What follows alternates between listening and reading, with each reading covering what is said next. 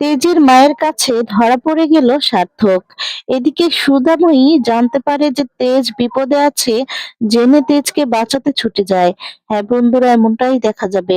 বিস্তারিত জানতে ভিডিওটিতে লাইক দিয়ে চ্যানেলটি সাবস্ক্রাইব করে দেখতে থাকো। গল্পের শুরুতেই দেখা যাবে নকল তেজকে দেখে আসল তেজ রেগে যায়। রেগে গিয়ে তখন বলতে থাকে, তুমি এখানে কি করছো? আর তখন বলে, এটাই তো প্রশ্ন। আমি যে কেন এসেছি, তোমার জন্য এসেছি। তোমাকে কিছু কথা বলার আছে। আর তারপর বলতে থাকে যে কিসের কথা। এরপর, তোমার সুধার ব্যাপারে আমার অনেক কিছু বলার আছে। আর বলছে সুধার গর্ভে তো এখন সুধা তো গর্ভবতী। তখন বলে, কি বলছো কি, সুধা গর্ভবতী? মানে আমি আবার বাবা হতে চলেছি? এই ভেবে খুশি হয়ে যায়। আর তখন বলে, হ্যাঁ, এই সুধাময়ীর গল্প তো আরো আছে, জানতে চাও? আর তখন বলে, এই সুধাময়ী তো ডিভোর্সি। এই কথা শুনে তেজ চমকে যায় আর বলে, ডিভোর্সি? তখন বলে, হ্যাঁ, তোমার তো এখনো পুরো কথাই মনে নেই। শুধু তোমার সুধার কথাই মনে আছে, সুধাময়ীর কথাই মনে আছে, আর বাকি কথা তো তুমি ভুলে গিয়েছো। তাহলে শোনো, সুধার একটা বিয়ে হয়েছিল, আর সেই স্বামী তাকে খুব অত্যাচার করত, খুব রাগী ছিল। আর সে সেখান থেকে পালাবে বলে সেখান থেকে একদিন রাতে পালিয়ে যায়। পালিয়ে একটা ট্রেন ধরে, আর সেই ট্রেনে গিয়ে এন্ট্রি হয়। সেখানেই একটা হিরোইনের সাথে দেখা হয়ে যায়। আর সেই হিরোইনটা হচ্ছে তুমি, তেজ বসু মল্লিক। আর তখন সেখানে গুন্ডাদের হাত থেকে সেই হিরো বাঁচিয়ে নেয়। তারপর ওই কানন মান্না দেবী জানতে পারে যে তার নাতিকে বাঁচিয়েছে এই সুধাময়ী। আর তখন জানতে পেরে তার তো আবার মায়ায় ভরা, তাই না? তার জন্য তার সাথে বিয়ে দেবে ঠিক করে নেয়। সবকিছু জেনে শুনেই ঠিক করে নেয়। আর তারপরই বিয়ে হয়ে যায়, ব্যাস। তারপর তো তেজের সাথে খুব ঝগড়া হয়। কারণ তেজ যখন জানতে পারে ডিভোর্সি, এই সুধাময়ী ডিভোর্সি, আর তখন এটা জানতে পেরে খুব ঝামেলা হয়। কিন্তু তারপরের ঘটনা হচ্ছে, এই সুধাময়ী তো মায়াবতী, মন গলাতে পারে সবার। আর এমন ভাবে মন গলিয়েছে না তেজ বসু মল্লিককে, এমন ভাবে বশ করেছে যে সেও ভুলে গিয়েছে। আর সে আবার কাছে টেনে নিল সুধাময়ীকে, ভালোবাসতে শুরু করলো। আর এমন ভাবে তার জালে আটকালো যে কিনা সার্থক। সার্থক তো মানে এই সুধাময়ী বসুর আগের হাজবেন্ড, তাকে তাকে হার মানিয়ে দিল। আর তাকে এমন শিক্ষা দিল না, আপদে বিপদে সব সময় তাকে বাঁচালো আর তার বিরুদ্ধে গেল। এরপর এক এক করে আগের ঘটনাগুলোই সবকিছু মনে করাতে থাকে সার্থক তেজকে। তারপর এদিকে দেখা যাবে সুধাকে কেউ গিফট পাঠিয়েছে। সেই গিফটটা হাতে নিতেই তখন সেখানে সবাই আসে। আর তখন বলতে থাকে যে গিফট কোথা থেকে এলো? তখন বলে, দেশ দাদুভাই তো বাড়িতেই, তাহলে গিফট কে দিল? আর তখন সুধাময়ী ভাবতে থাকে হয়তোবা ওই লোকটারই কাজ, নকল তেজেরই কাজ। আর তখন ঠাম্মি বলে, দেখি তো। আর এই বলে গিফটের কাগজটা বের করে দেখতে পায় যে সুধা আর তেজের সাথে কাটানো কিছু মুহূর্তের ছবি আর একটা চিঠি। আর তখন এদিকে বলে, এটা কি করে সম্ভব? এটা হতে পারে না, দাদুভাই তো বাড়িতেই, তাহলে এই ছবিগুলো কি বিচ্ছুর সাথে? আর তখন কাকাই বলে, দেখি তো মা।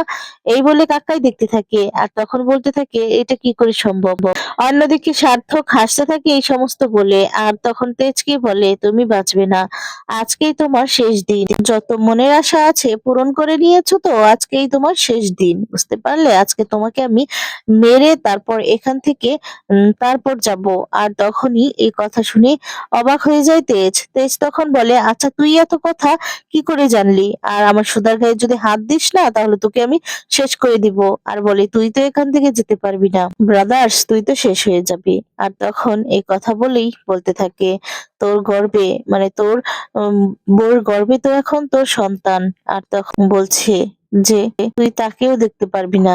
এরপর বলছে, তুই এত কথা কিভাবে জানলি? আর তখন বলে, এটাই তো প্রশ্ন। আর আমি তো এসেছি এখানেই সেই নিউজটাই দিতে, বুঝতে পারলে তো? এই নিউজটাই দিতে যে আমি এত কথা কি করে জানলাম। আর তখনই সবটা খুলে বলে যে মরার আগে একবার তো তোর আশাটা পূরণ করতে হবে, তাই না? আর তোকে সত্যি কথাটাও তোর জানা দরকার, তাই তোকে আমি বলছি, আমি হচ্ছি সার্থক। আর তখন এই কথা শুনে তেজ রেগে যায় আর বলে, বেঈমান, বেঈমান, স্বার্থপর। আর তুই কি করে বাঁচলি?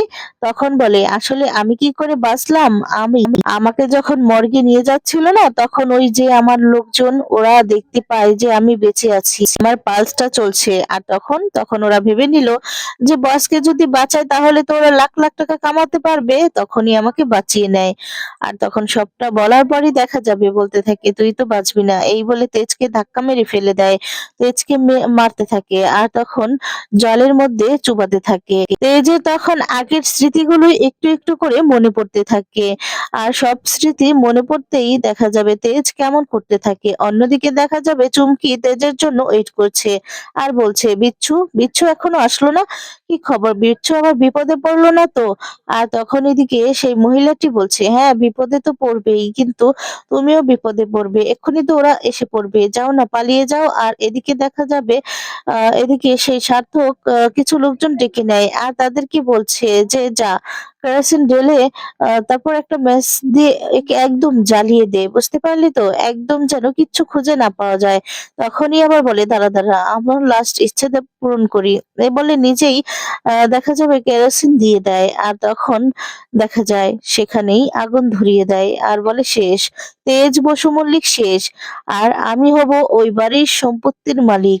তারপর দেখা যাবে এদিকে সেই তেজের আর সুধার ছবিগুলো দেখে তেজের মাও রেগে যায় আর বলতে থাকে এসব কি সুধা, এসব কি, এটা কে, তুমি কি তাহলে বিচ্ছুর সাথে তোমার সম্পর্ক, এই সন্তান কি তাহলে বিচ্ছুর? এদিকে জ্যোৎস্নার শাশুড়িও অনেক কথা বলছে সুধাকে। আর তখন দেখা যায় ঝিনুক রেগে যায়, ঝিনুক বলে আপনার নামে আপনার পক্ষ হয়ে আমার দিদিভাই একটু আগেই কথা বলছিল, আর আপনি কিনা আমার দিদিভাইকে এসব বলছেন? আর তখন বলে তেজের মা যে তো কি বলবে, এই ছবিগুলো তো আর মিথ্যে হতে পারে না। আর তখন সুধাকে জিজ্ঞেস করতে থাকে যে এটা কে, এটা কি বিচ্ছু, এই গর্ভের সন্তান কে, বিচ্ছুর সন্তান নাকি আমার ছেলের সন্তান? আর তখন বলে মা এই প্রশ্নের উত্তর আমি দিতে পারবো না। আর তখন বলে তার আগে আমাকে বাঁচাতে হবে, আমার মনে হচ্ছে তেজ বিপদে আছে। এই বলে চলে যেতে লাগলে ঠাম্মি তখন বলে দাঁড়াও, তুমি আমার প্রশ্নের উত্তর না দিয়ে এখান থেকে যেতে পারবে না। আর তখন বলছে যে আমি কি প্রশ্নের উত্তর দিব? এরপর বলছে তুমি বলো এই সন্তান কি ওই বিচ্ছুর সন্তান? তাহলে তো এই সন্তানকে এই বাড়িতে রাখা যাবে না, এই বাড়িতে কিছুতেই আমি জন্ম হতে দেব না। আর তখন বলছে যে এই সন্তান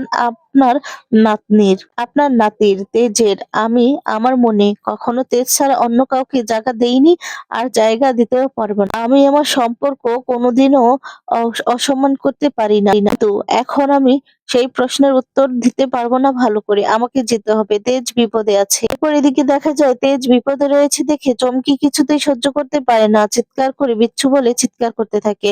অন্যদিকে দেখা যায় সুধা যখন যাবে সুধাকে আটকে রাখে সার্থক, আর তখন বলতে থাকে আমার তেজ কোথায়, বলুন আমার তেজ কোথায়? তখন বলছে তেজ শেষ, তেজকে আমি চিরতরে শেষ করে দিয়ে এসেছি।